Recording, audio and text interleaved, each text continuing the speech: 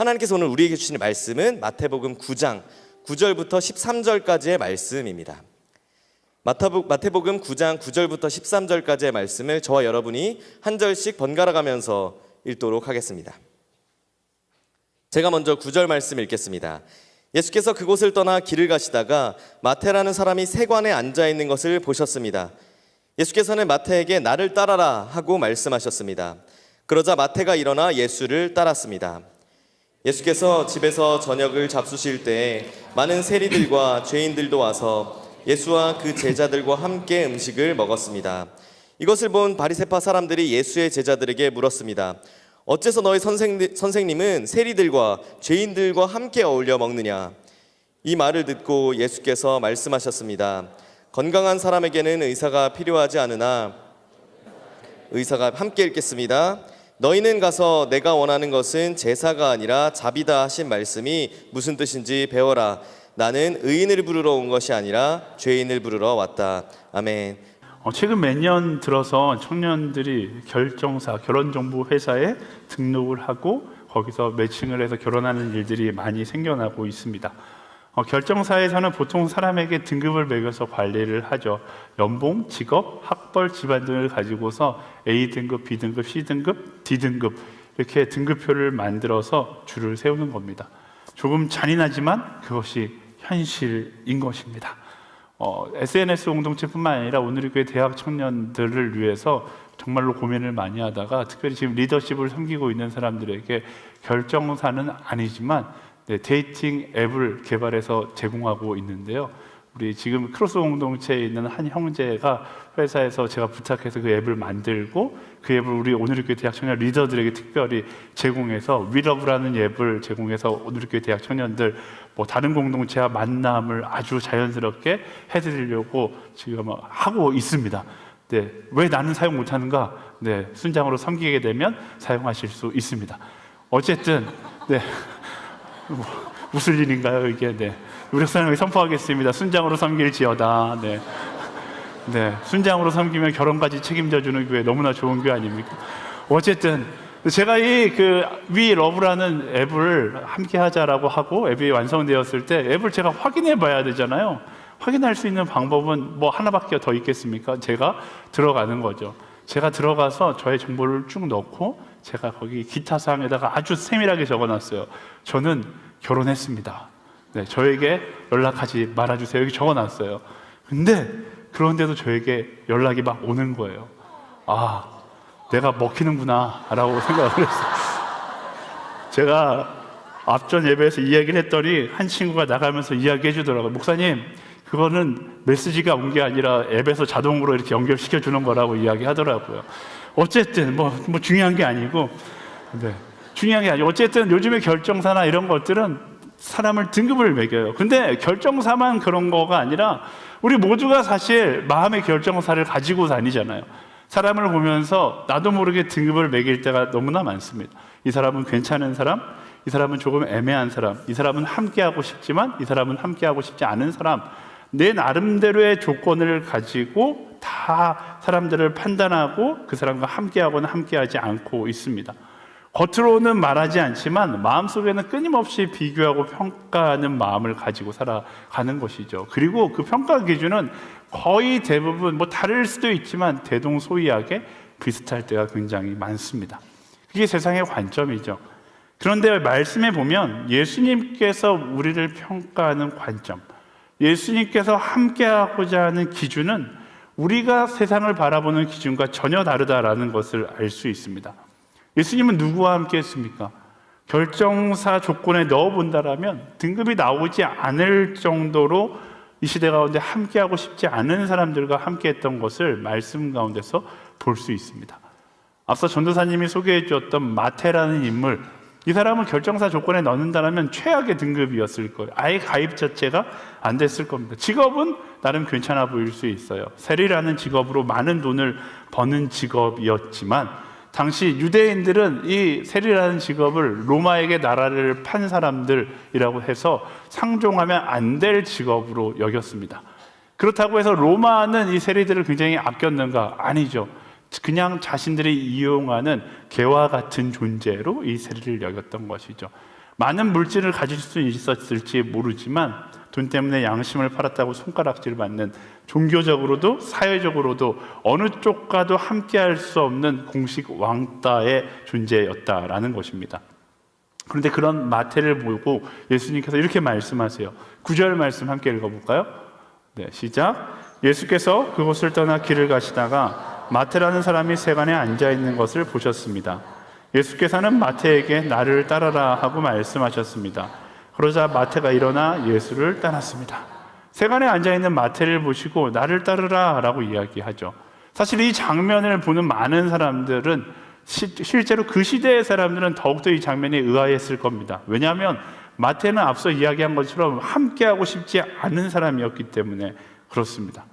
아무도 함께하고 싶지 않고 함께했을 때 예수님의 명예에 오히려 힘이 될 것 같은 그 사람에게 나를 따르라 라고 말씀하셨던 예수님, 뭔가 선택이 이상했던 것이죠.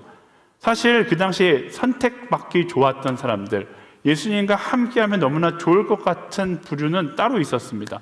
당시에 굉장히 좋은 신앙인으로 여겨졌던 사람들, 바로 바리새파 사람들이었죠.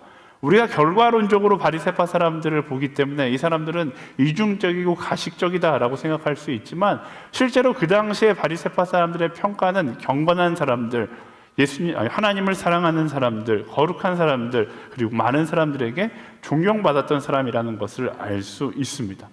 근데 예수님은 당연히 제자로서 어떻게 보면 가장 좋은 조건을 가지고 있었던 바리새파 사람들을 부르지 않고 최악의 조건을 가지고 있었던 마태를 부르는 거예요. 예수님의 조건은 무엇이었을까? 예수님의 눈에 비친 바리새인과 마태의 차이는 무엇이었는가? 오늘 이 바리새인과 마태의 이야기를 통해서 그 예수님의 기준에 대해서 함께 이야기해 보기를 원합니다. 10절과 11절 말씀 함께 읽어볼까요? 시작. 예수께서 집에서 저녁을 잡수실 때 많은 세리들과 죄인들도 와서 예수와 그 제자들과 함께 음식을 먹었습니다. 이것을 본 바리새파 사람들이 예수의 제자들에게 물었습니다. 어째서 너희 선생님은 세리들과 죄인들과 함께 어울려 먹느냐? 예수님은 마태를 부르는 것을 멈추지 않고 마태의 집에 가서 오히려 다른 세리들과 죄인들과 함께 어울려 저녁 식사를 하고 있습니다. 바리새파 사람들이 이 모습을 보면서 적응이 안 되는 거예요. 이해를 못하는 거예요. 왜? 유대인의 전통 자체가 거룩하지 못한 이들, 부정한 이들과 함께 마주 앉아 있는 것 자체가 나 스스로가 부정해지는 것이었기 때문에 부정하다 여겨졌던 세리들, 부정하다 여겨졌던 죄인들과 함께 저녁 식사를 하는 것은 너무나 이상한 장면이었기 때문에 그렇습니다. 그래서 바리새인들이 묻는 거예요. 어째서 예수가 우리같이 거룩한 사람들이 아닌 세리와 죄인들처럼 부정한 사람과 함께 어울리는가? 이렇게 질문하는 거예요. 이 질문 가운데 바리새파 사람들이 평상시에 뭐에 관심이 있는지를 알 수 있죠. 바리새파 사람들은 나는 얼마나 깨끗한가에 대한 관심밖에 없는 거예요. 이렇게 깨끗한 나와는 식사를 하지 않는데 저렇게 지저분한 이들과는 왜 식사를 하느냐? 근데 이 질문에 예수님께서 이렇게 답하십니다. 12절 말씀 함께 읽겠습니다. 시작. 예수께서 말씀하셨습니다. 건강한 사람에게는 의사가 필요하지 않으나 병든 사람에게는 의사가 필요하다. 너무나 멋진 말이죠. 건강한 사람에게는 의사가 필요하지 않으나 병든 사람에게는 의사가 필요하다. 예수님의 시선이 명확하게 드러나는 문장입니다.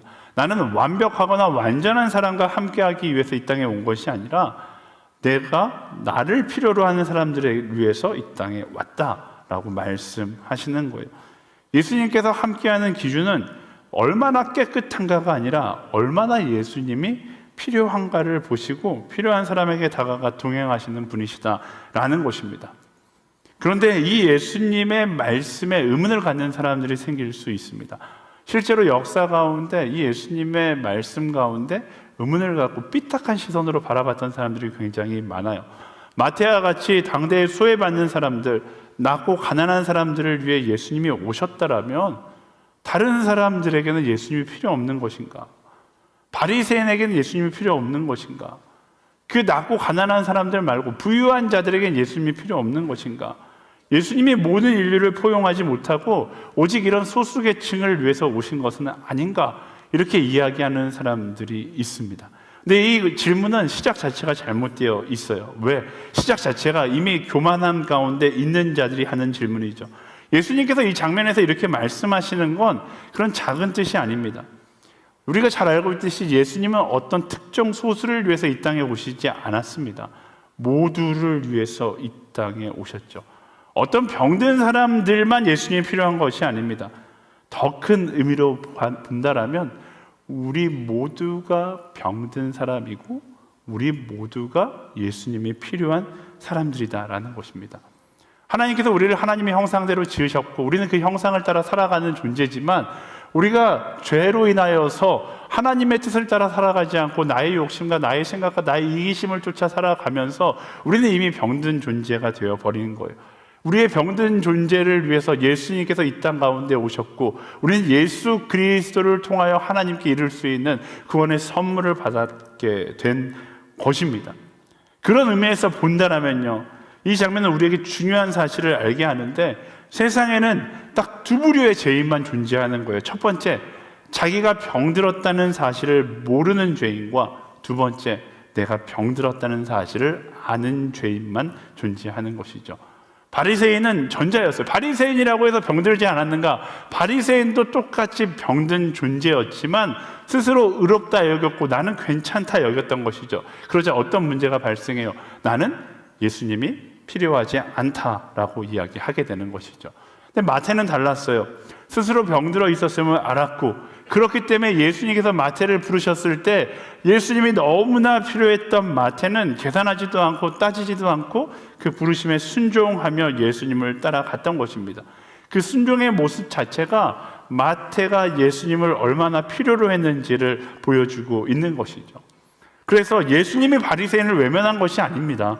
아무리 불러도 바리새인들이 예수님을 필요로 하지 않았던 것이죠.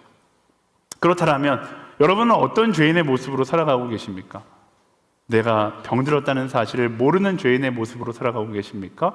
아니면 내가 병들었다는 것을 알기에 여전히 오늘도 예수님을 필요로 하는 죄인의 모습으로 살아가고 있습니까? 많은 순간 우리 스스로 생각할 때가 많아요. 나 정도면 괜찮은 사람 아닌가? 나는 구별된 사람 아닌가? 나 정도면 거룩한 사람 아닌가? 그러나 예수님 앞에서 나는 얼마나 괜찮은 사람인가라는 질문은 아무런 의미가 없습니다. 우리가 항상 끊임없이 해야 되는 질문은 나는 예수님이 없으면 아무것도 아닌 존재라는 사실을 기억하고 있는가? 이 질문을 할 수 있어야 하는 것이죠. 이 질문을 하지 않는다라면 신앙은 그저 모양뿐인 종교가 되는 것이고 이 질문을 하고 있다라면 우리의 신앙은 생명을 안고 나아가는 예수 그리스도와 함께하는 동행이 되는 것입니다. 제가 대학교 2학년 때 배낭여행으로 필리핀을 간 적이 있거든요. 저는 이제 여행 다니는 것 자체를 막 관광지 돌아다니는 것보다 오지 지역을 다니는 걸 원래 굉장히 좋아했던 기억이 납니다. 필리핀에 한 2달 정도 배낭여행을 했는데 아주 깊은 오지로 들어갔어요. 전기도 없고 문명도 거의 존재하지 않는 그런 마을에 들어가서 제가 제 가방에서 카세트 테이프, MP3였던 것 같은데 그걸 꺼내서 마을 사람들에게 보여줬어요. 정말로 영화의 한 장면처럼 MP3를 틀었는데 노래소리가 나오니까 마을 사람들이 우와! 이렇게 놀라는 영화 한 장면, 그런 장면이 연출되는 거예요. 사람들이 그 MP3에 관심을 엄청나게 갖고 그러면서 저와의 관계를 맺어가서 하루 이틀 정도 그 마을에 머물렀던 기억이 납니다. 그런데 제가 잠깐 어디를 갔다가 돌아왔는데 그 마을의 한 꼬마 아이가 제 가방에서 그 MP3를 꺼내서 훔쳐서 달아나는 모습을 보게 되는 거예요. 그걸 보면서 분노가 막 일어나야 되는데 안타까움이 일어나는 거죠. 야, 저걸 가져가서 뭐 할까? 그 아이는 그걸 가져가면서 생각했을 거예요. 야, 이 기계를 가지고 있으면 내 평생 동안 음악을 들을 수 있을 거야. 내 평생 동안 이걸 자랑하면서 살아갈 수 있을 거야. 근데 저는 보면서 알잖아요. 이 마을에선 저건 2시간, 3시간이 지나면 아무런 쓸모가 없는 고장난 기계가 되어 버린다는 것이죠. 전기가 없으니까요. 충전기도 없으니까요. 근데 그게 마치 우리 인생과 같다는 생각이 그때 들었어요. 아무리 화려해 보이는 인생이고 괜찮아 보이는 인생이지만 하나님으로부터 공급되어지는 예수 그리스도의 사랑이 없더라면, 그 은혜가 없더라면 우리 인생은 그냥 껍데기에 불과한 거예요.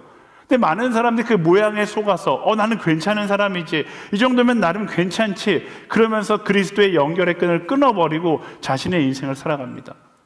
이런 어리석음을 내려놓을 수 있어야 하는 것입니다. 날마다 그리스도 안에서 나는 예수 그리스도가 없으면 정말로 껍데기밖에 없는 존재라는 사실을 기억하고 있는가, 그것을 묻고 끊임없이 예수 그리스도를 필요로 하고 예수와 함께하기를 갈망하는 사람들이 될 수 있어야 하는 것이죠. 예수님의 부르심은, 예수님은 누구와 함께하는가? 깨끗한 사람과 함께하시는 분이 예수님이 아닙니다. 예수님을 필요로 하는 사람들, 내가 예수님이 필요하다는 사실을 깨닫고 예수님 없이는 살 수 없는 존재라는 사실을 깨닫고 주님을 부르짖는 자와 동행하시는 분이 바로 예수님이시다라는 사실을 우리는 기억해야 하는 것입니다. 우리 중에 누구 하나도 나 홀로 괜찮은 사람은 아무도 없습니다. 주님이 없으면 우리는 아무것도 아닌 존재인 것이죠. 그것을 기억할 수 있는 우리 모두가 되기를 예수님의 이름으로 축원합니다. 우리 옆 사람에게 이야기해 주겠습니다. 예수님 아니면 당신은 아무것도 아닙니다. 네, 다시 말씀으로 돌아가겠습니다. 그렇게 깨끗함에 집중했던 바리새인들은 예수님과 죄인들이 함께 앉아있는 그 자리가 너무나 불편한 거예요. 그래서 묻는 거죠. 어째서 너희 선생은 세리들과 죄인들과 함께 먹느냐? 그런데 이 바리새인의 질문에는 한 가지 전제가 깔려 있어요. 나는 의인이고 너희는 죄인이야. 그리고 나는 너희보다는 나은 사람이야. 이게 바리새인의 마음 가운데 있는 생각이죠. 이 생각을 전문용어로 교만이라고 이야기합니다. 바리새인은 실제로 형식적으로 굉장히 거룩한 삶을 살아갔습니다. 예배도 열심히 드렸고 행동도 굉장히 조심했고 율법도 굉장히 지키려고 노력했어요. 그래서 자신들은 거룩하고 세리와 죄인들은 거룩하지 못하다라고 평가하는 삶을 살아간 거죠. 우리가 조심해야 될 것이 있는데, 우리가 쉽게 말하자면 평가, 판단이라고 이야기하지만 우리가 하고 있는 많은 평가와 판단이 바로 이 바리새인들과 같이 평가와 판단이 아니라 성경 말씀이 이야기하는 교만의 행동일 때가 많다라는 것입니다. 사람은 기본적으로 다른 사람보다 조금 더 나은 사람이 되고 싶어 합니다. 근데 이 인간의 어리석은 본성이 죄성과 만나면 최악의 선택을 하는 거죠. 다른 사람들과 조금 더 나은 사람이 되고 싶다. 근데 내가 나 스스로 조금 더 나은 사람이 될 수 없으면 무엇을 선택하겠어요? 아주 1차원적으로 제일 쉬운 선택, 상대를 나보다 더 낮추면 되는 거예요. 그래서 두세 사람이 모이면 무엇을 합니까? 사람의 뒷담화를 하는 이유가 거기 있어요. 왜? 그 사람을 낮춰서 내가 조금 더 높은 사람이 되고자 하는 나의 본성과 죄성이 만난 결과인 것이죠. 사람을 판단하고 평가하는 것이 사람들이 만나면 주된 이야기 내용이 되어버린 겁니다. 타인에 대해 험담을 즐거워하고 뒷담화를 기뻐하는 거예요. 그래야지 어떤 생각을 하는 겁니까? 내가 쟤보다는 좀 덜 병들었다라는 착각을 잠시나마 느낄 수 있기 때문에. 사랑하는 여러분, 험담하지 않게 되기를 소망합니다. 사랑하는 여러분, 여러분의 입술로 다른 사람들의 이야기, 판단, 평가라고 숨겨져 있는 교만의 말들을 하지 않게 되기를 소망합니다. 요즘 젊은 세대들이 인터넷상에 그토록 세상을 비판하고 정의로운 이야기들을 많이 합니다. 왜 그럴까요?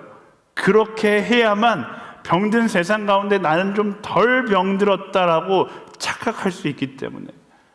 그 헛된 착각이 주는 매력에 빠지지 않게 되기를 소망합니다. 정의는 좋은 거예요. 정의는 중요한 거예요. 하지만 내가 정의를 이야기하고 있는 이유가 세상은 썩었지만 나는 정의를 이야기하고 있기 때문에 그나마 좀 덜 썩었어 라는 착각으로부터 나오는 정의의 말들이라면 그 말이 오히려 나를 교만으로 썩게 만들 수 있다는 것을 기억해야 합니다. 교만의 정의가 그거예요. 상대적으로 덜 병들었다는 것을 증명하고자 하는 인간의 죄성, 그게 바로 교만인 것입니다. 그래서 말씀은 우리에게 늘 겸손할 것을 이야기하고 있는 거예요. 겸손이 무엇입니까? 그저 나를 낮추는 것이 겸손이 아닙니다. 앞서 이야기한 처럼 겸손은 아는 거예요. 나도 병들었다, 나는 죄인이다라는 것을 잊지 않는 것이 겸손입니다. 성경 말씀 가운데 겸손의 대표적인 사람이 바로 사도 바울이었죠. 사도 바울이 어떤 사람입니까? 우리가 사도 바울을 엄청 존경하잖아요. 그는 복음을 전하고 교회를 세우고 고난 가운데서도 오직 예수 그리스도만을 외쳤던 사람입니다. 근데 그가 믿음의 여정을 걸어오다 고개를 들고 뭐라고 이야기합니까? 디모데전서 1장 15절 하반절에 이렇게 이야기해요. 다 같이 읽겠습니다. 시작. 죄인 가운데 내가 가장 악한 사람이다. 사도 바울이 겸손을 코스프레하는 것이 아닙니다. 그가 은혜의 무게를 알았기 때문에 이렇게 고백할 수밖에 없었던 거예요. 내가 아무리 많은 의롭고 아무리 많은 사명의 길을 걸었다 할지라도 그 은혜의 무게가 너무 크기 때문에 내가 가장 악한 사람이다. 이 은혜 없으면 나는 살아갈 수도 없는 존재다라고 고백할 수밖에 없는 것입니다. 그리고 사도 바울은 알았어요. 바로 그 자리가 가장 안전한 자리라는 사실을. 여러분 기억해야 됩니다. 우리 영혼의 가장 안전한 자리가 어디입니까? 나 정도는 괜찮지, 이 정도 했으면 괜찮지, 그 자리가 안전한 자리가 아닙니다. 은혜 아니면 나는 아무것도 아니다라고 이야기할 수 있는 자리가 가장 안전한 자리인 것이죠. 신앙인들 가운데 조심해야 될 사람들, 정말로 뜨겁게 예배하고 뜨겁게 봉사하고 뜨겁게 헌신하고 교회에서 하는 모든 행사와 모든 아울리치와 선교도 가고 막 선교지에서 열심히 낮은 곳 더 낮은 곳으로 나아가서 무슨 생각하는 거예요? 야, 나 정도 헌신했으면, 나 정도 주를 위해 일했으면 이 정도면 괜찮지. 그 자리가 가장 위험한 자리라는 사실을 우리는 기억해야 하는 것입니다. 아무리 높은 자리에 있다 할지라도 매일마다 무릎을 꿇고 하나님의 은혜가 없으면 나는 아무것도 아닙니다 고백할 수 있다라면 그 자리가 가장 안전한 자리인 것입니다. 사랑하는 여러분, 누군가를 쉽게 평가하고 있다라면 하나님은 그것을 기뻐하지 않으세요. 그것 자체로 오늘의 바리새인으로 살아가고 있는 우리의 모습을 보게 되는 것입니다. 말씀을 보세요. 교만했던 바리새인들은 언제나 무엇에 집착합니까? 평가하고 비판하는 데 집착해요. 성경 가운데 등장하는 바리새인들의 모든 모습의 공통점이 상황을 평가하고 비판하고 판단하는 데 집착합니다. 그러나 마태와 같이 은혜의 무게를 경험했던, 사도 바울과 같이 은혜의 무게를 경험했던 사람들은 어떤 선택을 합니까? 바리새인들 주변에 사람이 없어요. 왜? 평가하고 분석하고 판단하니까. 근데 마태와 같은 사람은 어떤 선택을 해요? 오늘 말씀 보세요. 충격적이게 예수님을 만난 마태는 예수님께로 다른 세리들과 죄인들을 초청합니다. 자신이 경험한 그 은혜를 나누기 위해서 그들을 초청하고 예수님과 함께 저녁 식사를 하는 것이죠. 이게 겸손한 사람의 선택인 거예요. 바리새인들이 그 모습을 봤을 때 뭐라고 얘기합니까? 어떻게 예수님이 죄인들과 세리들과 함께 저녁 식사를 하냐? 근데 마태는 전혀 다른 시선으로 그 장면을 보고 있는 거예요. 이 세리들과 죄인들에게 가장 필요한 건 무엇이냐? 바로 예수님이다. 그렇기 때문에 그들을 예수님께로 초청했던 거예요. 바리새인의 교만의 시선에는 정죄할 대상이 보였지만 마태의 겸손의 시선에는 예수님께로 초대할 대상이 보였던 것입니다. 사랑하는 여러분, 이 마태가 가졌던 겸손의 시선이 우리의 시선이 되기를 예수님의 이름으로 축원합니다. For our nation, 우리가 왜 나라와 민족을 위해서 기도합니까? 어떤 사람들은 이 시대를 보면서 망했다, 저 죽을 사람들, 죽어 마땅한 사람들 이야기하는 사람들 많잖아요. 실제로 예수 그리스도를 명하니 저 사람들은 대한민국에 떠나갈지어다 기도하는 사람도 많아요. 근데 우리 눈에는 망한 대한민국이 보이는 것이 아니라 무엇이 보여야 됩니까? 정말로 예수 그리스도가 필요한 대한민국의 빈자리, 예수 그리스도가 필요한 그들의 마음 가운데 빈자리가 보일 수 있어야 하는 것입니다. 판단과 비판의 말들을 쏟아내기 이전에 그들을 위하여 눈물로 기도할 수 있는 한 사람이 될 수 있어야 한다라는 것이죠. 하나님께서 그걸 원하시고 그걸 기뻐하시는 것입니다. 세상을 바라볼 때 정죄할 대상으로 바라보는 것이 아니라 예수님의 빈자리를 바라볼 수 있는 겸손의 사람들이 되기를 예수 그리스도의 이름으로 축원합니다. 그 겸손의 사람이 되기 위해서 나 정도면 괜찮다라는 마음 버리세요. 예수님 없이는 나는 존재할 수 없는 존재입니다. 당신도 마찬가지입니다. 당신이 그토록 옳지 않은 방향을 향해 걸어가는 것, 세상이 기뻐하는 박수받는 자리만을 기뻐하는 그 이유, 당신의 바로 그 빈자리에 예수님이 없기 때문입니다. 그것을 보고 그것을 위해 기도하고 그들을 예수님께로 초청할 수 있는 겸손한 한 사람이 될 수 있어야 하는 것이죠. 그 긍휼의 시선이 바로 저와 여러분의 시선 되기를 예수 그리스도의 이름으로 축복합니다. 우리 옆 사람에게 선포하겠습니다. 긍휼의 시선을 갖게 될지어다. 아멘. 예수님은 그런 바리새인들을 향해서 아주 중요한 또 한 가지 메시지를 이야기하십니다. 13절 말씀 함께 읽어보겠습니다.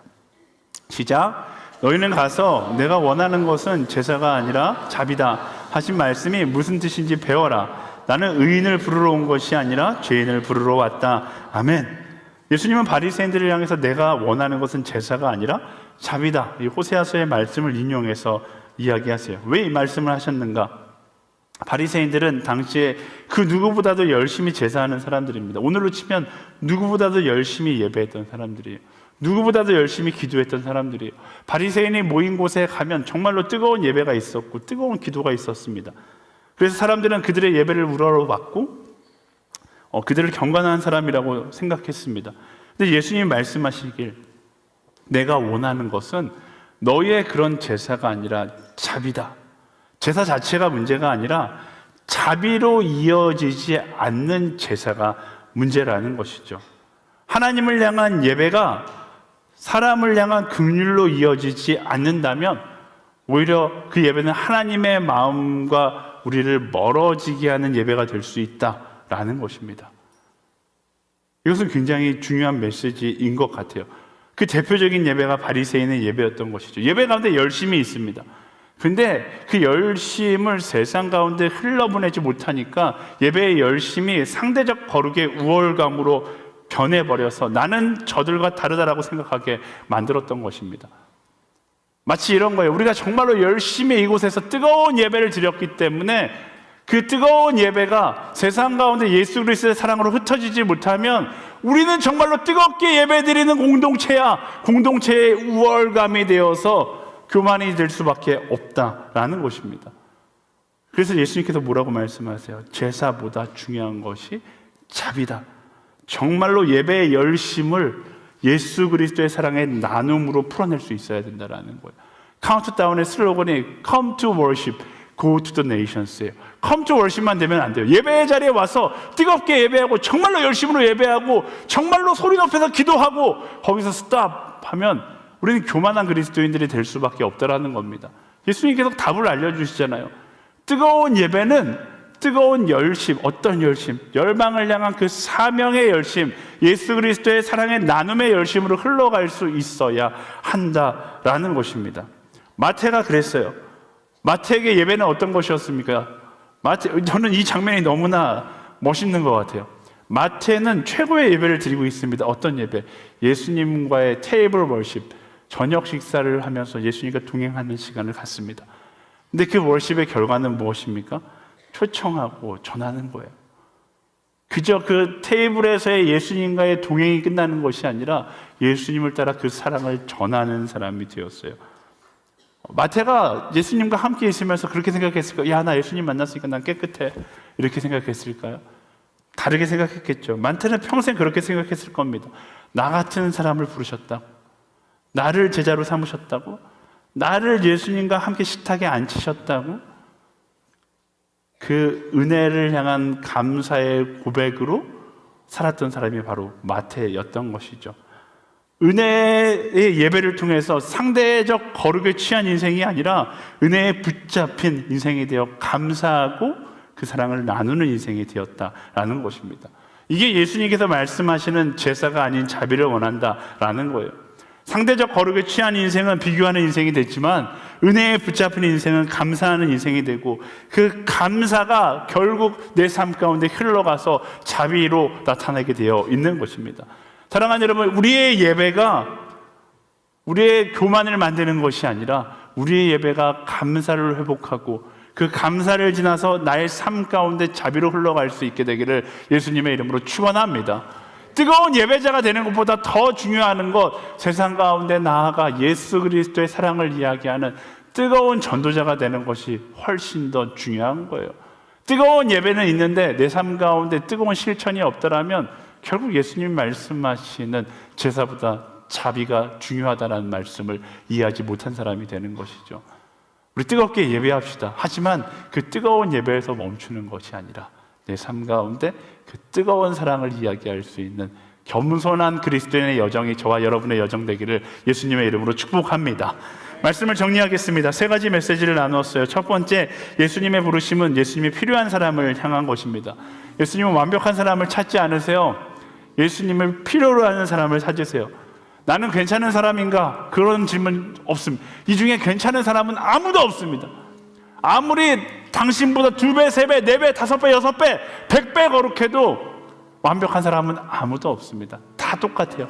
예수님이 필요한 사람이에요. 우리 마음 가운데 딱 한 가지 고백만 있으면 됩니다. 나는 오늘 예수님이 필요합니다. 한번 고백해 보시겠어요? 나는 오늘 예수님이 필요합니다.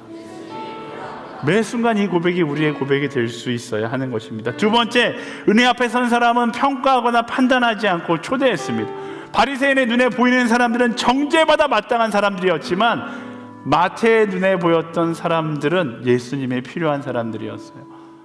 그리스도 예수를 진실되게 만난 사람은 세상을 향하여 정죄의 손가락을 하기 전에 세상을 위하여 기도하는 사람이 된다는 것을 기억하세요. 정죄하려 하지 마시고요, 예수님의 빈자리를 바라볼 수 있는 겸손한 사람이 되어 기도할 수 있는 우리 모두가 되기를 소망합니다. 세 번째, 참된 예배는 자비로 흘러가게 되어 있습니다. 뜨겁기만 한 예배는 교만을 낳지만 참된 예배는 나의 삶 가운데 그리스도의 사랑을 이야기하는 자비를 낳게 되어 있는 것입니다.